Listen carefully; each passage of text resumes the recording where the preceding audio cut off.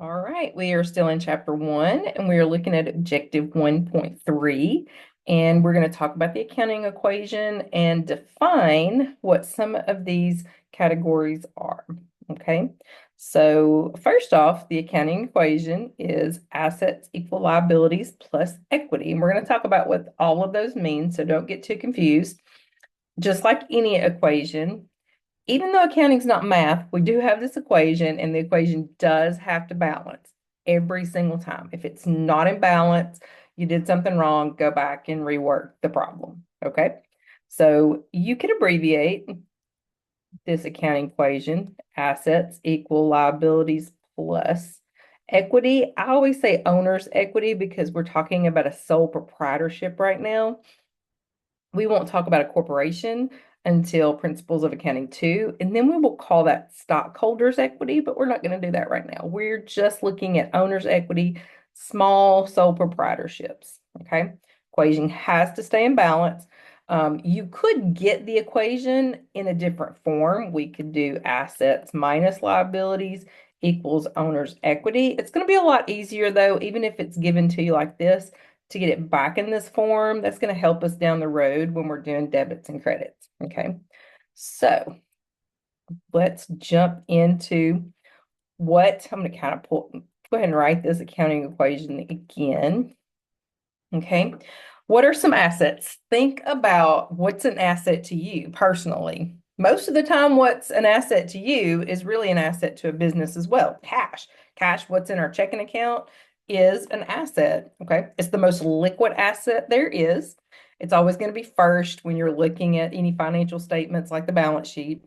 Then we have merchandise inventory. Think about if you're a Walmart, Kroger, Target, those are merchandising businesses and they will have inventory. Some of the businesses that we're going to be talking about on the front of this chapter are not really going to have merchandise inventory because we're going to baby step us into that.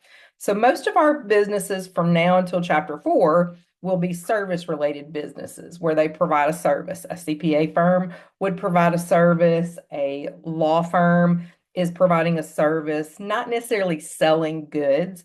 We'll get to that in some chapters later on. Okay. But for right now, you do need to know that inventory, all that inventory that's sitting in a Walmart supercenter, all of that is an asset on Walmart's books. Okay. Any furniture.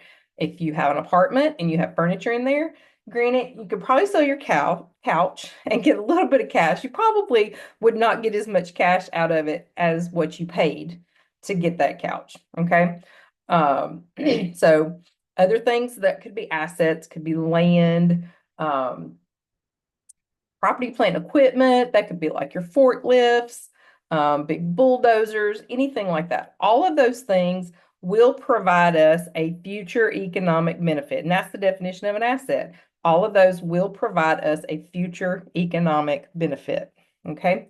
So before I jump down to liabilities, I want to add an asset here that we're going to use quite a bit, and it is called accounts receivable. Okay. Accounts receivable, anything that's got receivable at the end of it will always be an asset. Okay.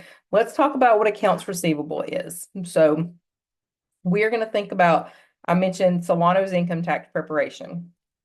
One of you students are going to come to me and say, Miss Solano, you're really smart. Can you do my taxes for me? I don't have any money right now to give you, but if you can do my taxes and wait for my refund, then I'll pay you. I might do that if I trusted you. Depends on the customer. So I have performed a service though.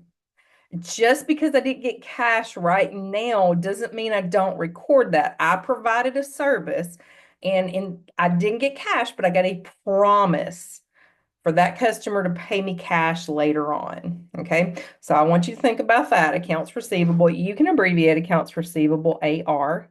I'm fine with that. Doesn't mean Arkansas, it means accounts receivable. Okay. So now let's jump to some liabilities. Okay. Most liabilities are going to have payable at the end of them. Some of them will not. I'm going to show you one that doesn't have payable on it. Let's talk about this accounts payable. They didn't even mention accounts receivable up here. But accounts payable is going to be the opposite of accounts receivable. So that customer, whoever came to me and wanted me to do their taxes and they're going to wait to pay me, I have a receivable. That's an asset. It's a promise for them to pay me cash later on. That customer has a payable. They owe it to me. Okay. So keep that in mind. They're opposite of each other. Payable always means a liability. Receivable always means an asset. Okay. One that you will come into contact, especially in these first couple of chapters, is called unearned. We're going to say service revenue because most of the time it's a service revenue, but unearned revenue. Okay. This is where one of y'all comes up to me and you say, Miss Solano, you're so smart. Here's $100. I want you to do my taxes in a couple of weeks. I'm going to take your $100 and I'm going to put it in my pocket. I'm going to buy groceries for my kids, things like that. I'm okay with that. You're paying me, but I haven't performed the service yet. So I didn't earn any revenue, but I owe that customer the service of preparing that tax return. Okay. You can think of some unearned revenue, like I don't even know, not many people even get magazine subscriptions anymore.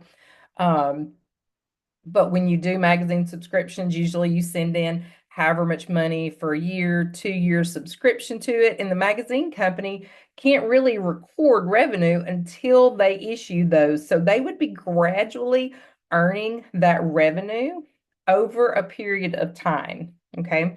Every time they issue that magazine and send one out, part of that revenue is being earned. Okay. That's going to be a different adjustment later on. I don't want to get the water too muddy, but unearned service revenue, just this little prefix, UN, makes it a liability. Okay. Then we have equity. Okay. I'm going to draw this accounting equation out again. I've often said I wish I had $1 for every time I've drawn the accounting equation out. Since we're talking about a sole proprietorship business, if you go back to Solano's income tax preparation, it was a sole proprietorship. You would have two accounts that fall underneath owner's equity.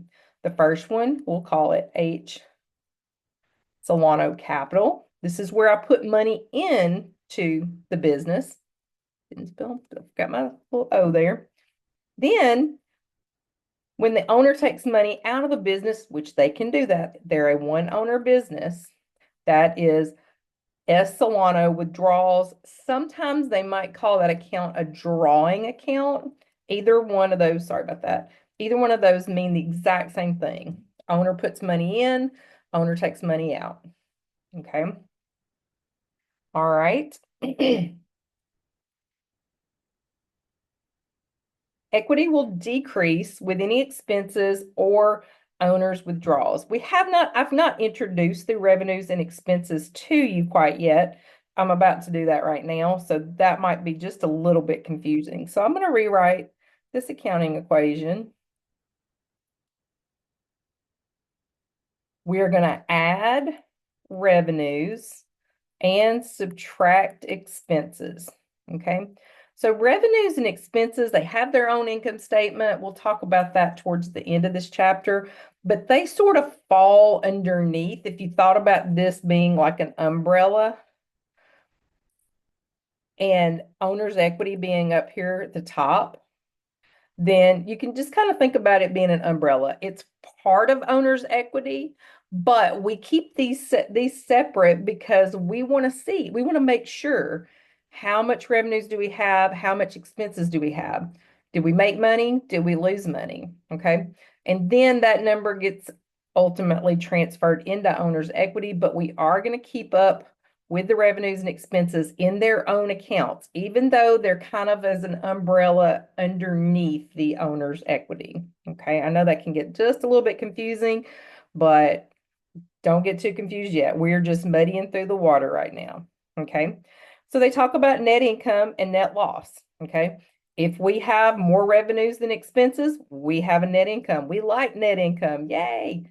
If we have more expenses than we have revenue, we have a net loss. We don't like that. But net losses are a reality when it comes to businesses. Net losses will happen, and I don't feel like a lot of college textbooks actually use them as good examples because they do happen more than they don't. Okay. All right. I will see you in the next video and we'll do more with this accounting equation.